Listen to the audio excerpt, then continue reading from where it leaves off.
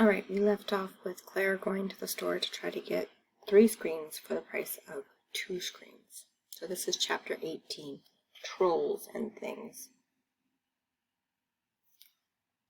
The village of Big Rock was wedged between the river and the base of Limestone Bluff it was named after. The few houses were packed close together like sticks of gum. That gives me a really good idea because sticks of gum are really close together, so those houses must be really close. I was supposed to hunt up a store called Trolls and Things, which on a Sunday morning would probably be the only store open. The other 3 stores in town, Shop and Go, Big Al's Everything, and New Antiques, took the day off. An old silver bell jingled when I opened the heavy front door to Trolls and Things. After the bell, shadows and quiet greeted me. The store smelled like fresh rain, even though it was perfectly dry outside and inside. "Hello," I called out. No one helloed back. A quick tour took me past wooden barrels that held yardsticks, square-toed boots, glass eyes, old trumpets, underwater wristwatches, an unmatched orange tennis shoe. Each barrel had an all sales final sign. And that was only a sampling of what I saw. To get anywhere, you had to walk sideways down the aisles, so narrow you brushed against nylon bicycle outfits. You remember Trolls like nylon bicycle outfits like spandex. Christmas tinsel, Halloween masks, moon glasses, and potted ivy. Even the ceiling high above was crowded. Ukuleles hung from every rafter.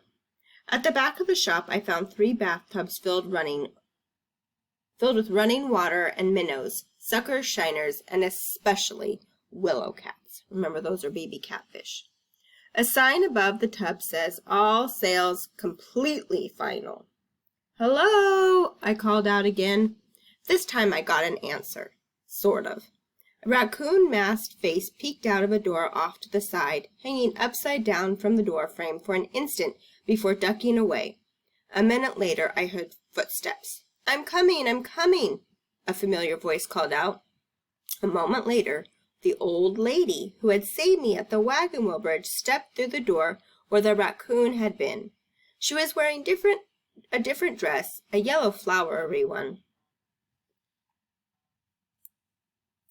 this time, but the same straw hat, that checkered apron, and orange high-top tennis shoes. One of her tennis shoes squished river water with each step. The raccoon played peekaboo from behind her skirt. "Oh, it's you," the old lady said, friendly as ever. "Your cousin found you then.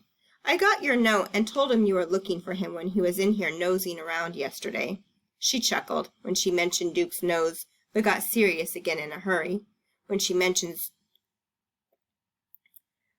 there isn't much chance of him doing any good deeds while hanging around with Jim Dandy and his bunch. Clearing a stack of pointy black hats off a stool, she motioned to me to have a seat. "I suppose they sent you here for screens." "How'd you know that?" I frowned. "Because Jim Dandy and his pals are about to become fathers. They should be a troll hatch any night now. The first new moon of spring is that time." "What's that have to do with screens?" "If you're doing errands for them," she supposed, eyeing me carefully, "I guess you have a right to know. They're under a curse, a pretty good one, actually. Nice and simple, the way a curse should be. If a river troll doesn't bring Bodacious Deepthink a shooting star before his firstborn is hatched, he gets turned into a human." "That's a curse?" I was more than a little outraged to hear it. "If you're a river troll, it is." "Bodacious who?" I asked. "Deepthink, otherwise known as Bo the Great Rock Troll. It's her curse." "What kind of human?" I spoke slowly, trying to think if I knew anyone who might qualify. "Why, the same kind as you." "So how come I've never seen one?" "Oh, you wouldn't notice them." My suspicions amused her. "They're born in a hospital, same as any other baby. They don't even know where they come from themselves, except maybe deep down, where they don't quite feel as though they ever fit in. Even their mothers don't know." The raccoon tugged on her skirt, and the old lady leaned over to hear a whispered secret. "Princess Trudy thinks I might be scaring you." Princess Trudy is the name of the raccoon. "Maybe a little," I admitted. Well, I wouldn't worry about it too much, the old lady comforted. A troll going human is a rare thing. Your average river troll can't stand the thought of washing with soap and eating vegetables all his life. Scares them silly. Sounds like the opposite of what we do, huh? So they bring bodacious deep think stars and clear out to look for their fathers as fast as they can. I see. Really, I felt blind. Do you know anything about people who've been turned to stone? Oh, dear, she fretted. Who? My grandpa, among others. Dear, dear, your grandpa's much too lively a fellow to like being stone. You know Grandpa B? Only since he was a boy. Okay, chapter 19, Talking Silver. Doesn't surprise me that the troll store is run by the river lady. Did it surprise you? Since you can hardly lift a rock around here without some story about Grandpa B crawling out, I wasn't totally surprised that the old lady knew him. Well, I said, my cousin claims they turned his parents into stone with some kind of feather. Does that sound right? Oh, yes, that's just what a stone feather would do.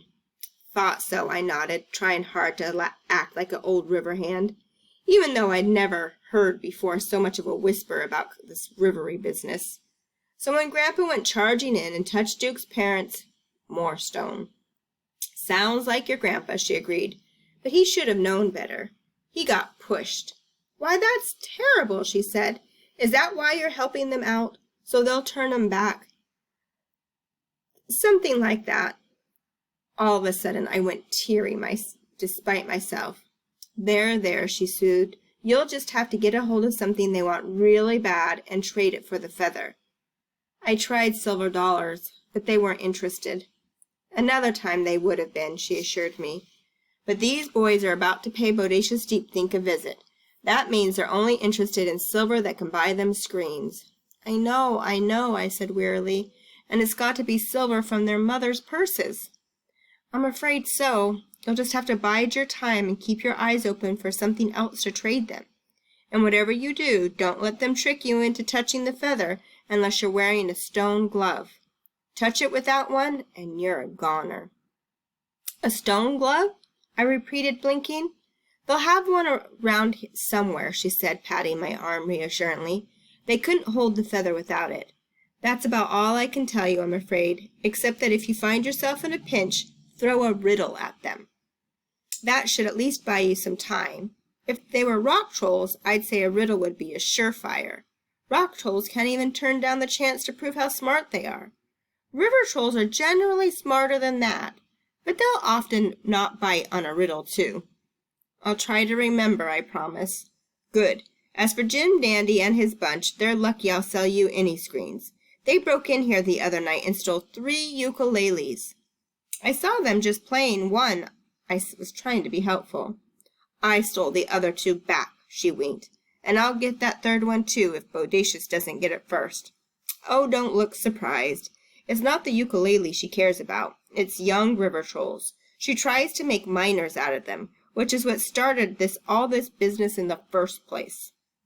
A long time back, Bodacious hired 3 river trolls to help her mine to the moon, and they were never seen again. To the moon? I'm afraid my mouth was hanging open. How can you dig a mine that goes into the ground to something in the sky? Better not let Bodacious Deepthink hear you say that, she warned, raising a finger to her lips. As far as she's concerned, when the moon sets, it sinks into the earth. You see, rock trolls believe that long, long ago the moon was their home. When it rises at night, they get misty-eyed just looking at it. Bodacious has staked her whole reputation on getting them back there, and nothing matters more to a rock troll than reputation. I had no idea, I swallowed hard. But what happened to the missing miners? Nobody knows. Bo claims she paid each of them a lucky cricket and sent them home. But the only ones who ever made it home were the crickets. What did they say happened? Who knows? Bo keeps the crickets locked away, except when trading for shooting stars. Of course, the 3 river trolls' wives retaliated by dulling Bo's picks and shovels with a curse. Bo didn't waste any time dreaming up a curse of her own. Back and forth they went until River Trolls came up with a doozy. Bo will never find the moon until the 3 missing River Trolls find their way home. But Bo topped them. Though any River Troll who won't help mine has to bring her a shooting star to light the tunnel going to the moon, and he has to do it before the hatch of his firstborn. If he does that, fine. She trades him one of the crickets who knows where the first 3 miners went. If they don't, they become human? I cringe. Exactly. It's a possibility that curls their tails good. Once they're human, the only way to change it back to a troll is to stand up to Bo in person. And so far as I know, it's never been done. So you better hand over the 3 silver dollars and tell that cousin of yours to stay far away from Bodacious Deepthink as he can. What would she do to him? Put him on her pantry shelf, I shouldn't be surprised. I'm afraid they've only given me 2 silver dollars to trade, I confess, not wanting to think about the pantry shelves. Pantry's where the food goes. I'm supposed to use my sweet voice to talk you into a third. That's Jim Dandy for you, she clucked her tongue in disgust. Does the $3 absolutely have to be from a troll mother's purse? What if I promised to sneak one out of my mother's? I doubt she'd mind. Sorry, she said firmly. Got to be from a river troll mother. I give each of them a silver dollar for her newborn boy as promotional for the store. Baby girls get free thorn bushes. When the boys grow up, they bring the dollar back for the screen. The girls trade their thorn bushes in for a look into the future. That's the going price. There must be exceptions, I reasoned. I mean, what if the mother loses her silver dollar? Then what? The silver dollars don't get lost, she explained, sounding awfully sure of it. They're special. She meant it, too. Wouldn't budge a bit, not even on a couple of free willow cats for goodwill. So I handed over the 2 silver dollars. They'd no more than touched the old lady's hand than the woman engraved on the first silver dollar started yapping away.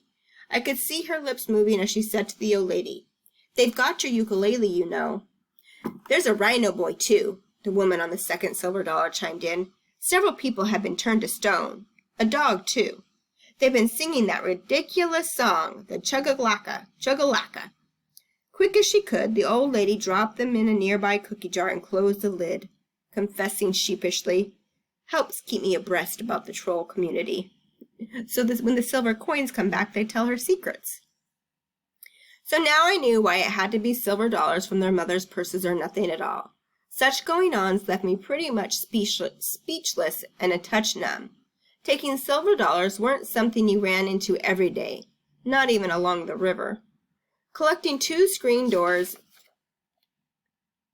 which were twice my height, wide as my hands could reach, I started edging out of the store. Before I had gone 3 steps, the old lady stopped me to take a hard look into my eyes, just the way she'd done at the rowboat. "What do you see?" I whispered. "A turtle," she answered, puzzled. "Is it Lottie?" I suddenly felt hopeful. "Hard to say." "What's she doing?" "Hiding in her shell?" That didn't sound like Lottie, unless she was in trouble. Up to then I had been avoiding the old lady's eyes by gazing above her head, but now, worried about Lottie, I lowered my vision. My own reflection wasn't gazing back from her eyes. No, facing me was a young woman from another time. I say from another time because she was dressed in an old-fashioned frilly blouse, long skirt, sunbonnet, and that hid most of her face. Still, she struck me as kind of familiar, and after a while I thought maybe I knew why. I guess the old lady was somehow showing me what she looked like way back when she was my age. If that was the case, she must have been even older than I thought, for the young woman peering at me was dressed like a pioneer. Since my mom had drummed into me that you never inquire about a lady's age, I asked instead what was so interesting in my eyes. "An old friend," she sighed, sounding kind of happy and sad all at once. "I want you to tell me about the problem between the rock trolls and the river trolls."